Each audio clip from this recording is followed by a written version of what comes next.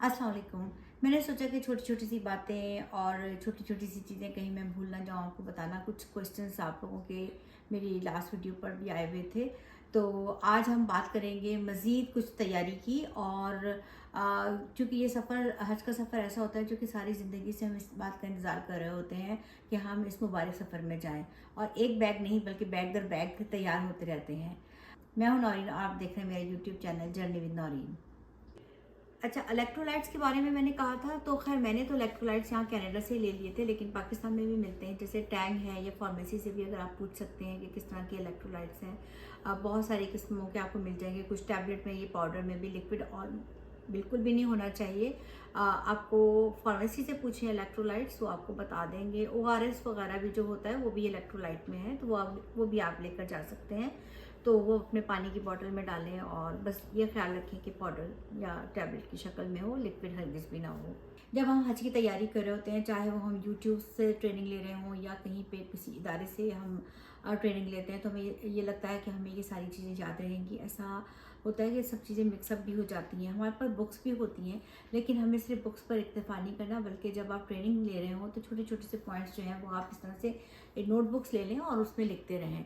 तो ये तमाम बातें छोटी सी बुक में आ जाएंगी। हज के लिए पॉइंट्स और उम्र के लिए पॉइंट्स और सारी ज़रूरी बातें, और साथ साथ दुआएं भी आप बुक में ज़रूर लिख लीजिएगा। ये बहुत कारामद बात रहेगी। और इसके साथ साथ याद रखिएगा कि ये बुक जो है आपने मिना बैग में ज़रूर रखनी है। अच्छा, एक चीज़ और थी कि जो पैसे हैं वो कहाँ रखे जाएं। देखिए, जब हम होटल में रहते हैं तो सूटकेस जो है उसमें पैसे रख लिए जाते हैं।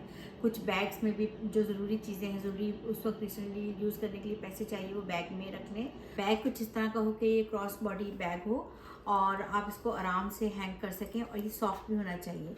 तो इस तरह के बैग्स जो हैं, जो भी आपको वहाँ पे अवेलेबल हो, आप इसको यूज़ करें। और ये बैग जो है, आप जब आप होटल में भी कहीं खाना खाने जा रहे हैं, बाहर जा रहे हैं, आप फ़ौरन इसको पहन लें और साथ ही लेकर बाहर जाएं। क्योंकि बास लोग सफाई करने आ रहे होते हैं, क्लीनर्स आते हैं, कोई ना कोई आता रहता है कमरे में। अगर कोई आ गया तो कम अज़ कम जो ये पैसे जो हैं आपके पास रहेंगे, और बाकी के पैसे सूटकेस में महफूज रहेंगे। अच्छा, मिना जाते हुए ये तमाम ज़रूरी चीज़ें, जो पैसे वगैरह हैं, ये आपको लेकर जाने की कोई ज़रूरत नहीं है।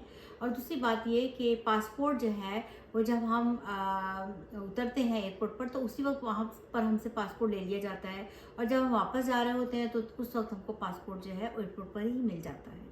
तो पासपोर्ट की तो कहानी ख़त्म हुई।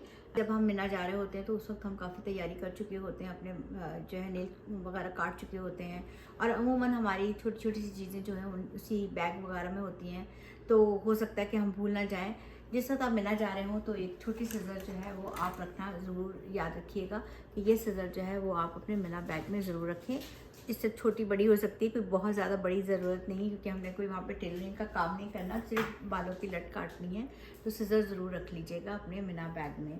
किसी ने सवाल किया था कि कोई हुक्स वगैरह ले जाने की ज़रूरत है। हुक लेकर जाने की ज़रूरत नहीं, क्योंकि वहाँ पे शेल्फ्स होते हैं, वो वहाँ पर आप रख सकते हैं। या जो उनकी रूफ्स बनी हुई हैं वहाँ पे भी कुछ हैंगिंग का सिस्टम है, तो वहाँ पे रख सकते हैं। आपको हुक वगैरह लेकर जाने की कोई ज़रूरत नहीं है। अच्छा जी, अबायाज़ कितने, कपड़े कितने लेके जाने हैं? देखिए, सबसे पहली बात तो ये कि जिस वक्त हम जा रहे होते हैं, बैग टू बैग ही तैयार होता रहता है। जब हम सऊदीया जा रहे होते हैं तो उस वक्त भी हमारा सूटकेस तैयार होता है। फिर वहाँ से होटल से हमने मिना जाना है, उस वक्त भी हमारा बैग तैयार होता है। फिर मिना से जब हम अरफात और मुज़दलिफ़ा के लिए जाते हैं, फिर उस वक्त भी हमारा एक छोटा सा बैग तैयार होता है। छोटी छोटी सी चीज़ें रख लें। मसलन ये कि आप एक बड़ी सॉफ्ट सी जानमाज़ रखें, तस्बीह है तस्बीह रख लें, छतरी रख लें, पानी की पीने वाली बॉटल रख लें। इस तरह की वो चीज़ें जो आपको सिर्फ रास्ते में काम आए वो आप रखें।